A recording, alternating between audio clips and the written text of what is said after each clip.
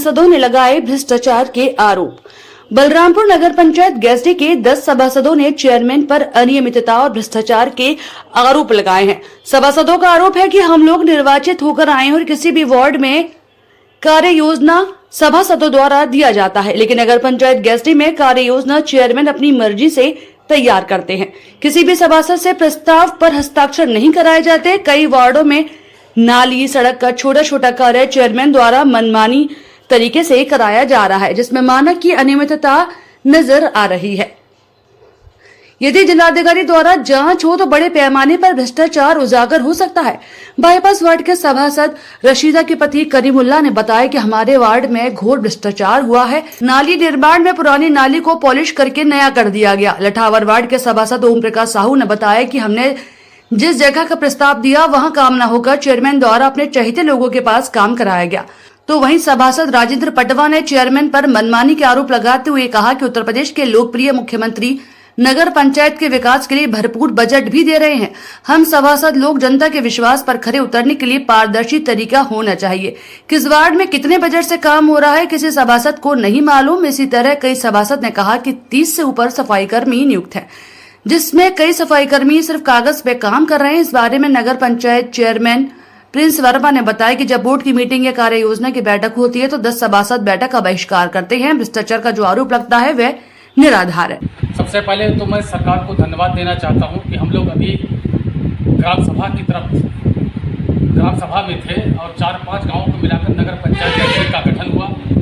इसके लिए मैं सरकार को धन्यवाद देना चाहता हूं। सबसे बड़ी समस्या ये है कि हमारे वार्ड में अभी जो सीसी रोड और नाली का कार्य शुरू हुआ है वो लगभग 1 करोड़ 20 लाख के लागत से सीसी रोड का और नाली का कार्य शुरू हुआ, जिसमें पीले ईंटे का लगाकर निर्माण करवाया गया। 1 तसला जो है सीमेंट और 12 तसला बालू लगाकर निर्माण कार्य करवाया गया। मैंने विरोध किया उस समय पीले ईंटे के बारे में। विरोध करने के बाद पीले ईंटों को बदला गया और जहाँ पे मार्केट में जो सीसी बना, जहाँ पे पब्लिक ने विरोध किया और हमने विरोध किया वहाँ तो सही हुआ, लेकिन आगे जो कार्य हुआ वो पूरी तरह से गुणवत्ता विहीन कार्य किया गया। हमने कई बार शिकायत किया, डीएम के एसओजी नंबर पे भी व्हाट्सएप किया मैंने अपना जो है शिकायत, लेकिन कोई सुनवाई नहीं हुई। इस तरह से उस मानक के विहीन वहाँ भी काम हुआ। मैं बताना चाहता हूँ पूरे नगर पंचायत गठड़ी में जो पानी की टंकी की सप्लाई है आज 3 महीने से बंद था। हम लोगों के विरोध करने के बाद किसी तरह से पाइपलाइन चालू हुआ। 3 महीने बाद नगर पंचायत गठड़ी को पानी पीने की सुविधा मिली। वहाँ पे पूरी लाइनें जो है नगर पंचायत की पाइपलाइन ध्वस्त है। जगह जगह रोज फाल्ट होता है, रोज हम लोग परेशान होते हैं। जनता की शिकायत आती है, उसके बाद हम लोग वहाँ पहुँचते हैं, रोज प्लम्बर को बुलाकर सही करवाते हैं। ये नगर पंचायत की सबसे बड़ी समस्या है। 74 सफाई कर्मी नियुक्त हैं, इसमें से लगभग 45 से 50 सफाई कर्मी नियुक्त हैं जिनकी ड्यूटी होनी चाहिए, लेकिन आप अभी अगर सर्वे करके देखेंगे तो 10 से 20 सफाई कर्मी ही यहाँ आपको काम करते पूरे नगर पंचायत में आएंगे।